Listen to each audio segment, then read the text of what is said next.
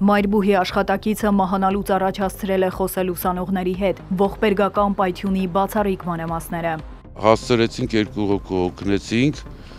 այդ երրորդին արդեն խեղդվում էինք, չէի կարում։ Հայաստանը խաղաղության հարթակ է փնտրում Բաքուն բոյկոտում, ինչու Ադրբեջանը տապալեց Վաշինգտոնյան բանակցությունը։ Ինչքան էլ ասես հալվա, բերանումը չի քաղցրանա։ Երբեք որևէ թուղթ երկրի անվտանգություն չի երաշխավորել։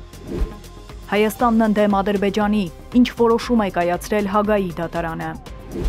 Իսրայելի ներկայությունը Կովկասում կարմիր գիծ է Իրանի համար։ Թավրիզի համալսարանում քննարկել են սիոնիստական ռեժիմի ապակայունացնող գործողությունները Գազայում եւ Ադրբեջանում։ 7000-ից ավել մարդու տարբերություն է տալիս։ Բռնի տեղահանվածների թվի վերաբերյալ անճշտություններ կան, որ դեպքում է գումարը հետ գանձվելու։ Եվ հերթական խոշոր ընկերությունը լքում է թուրքական շուկան, British Petroleum-ը վաճառում է ակտիվները։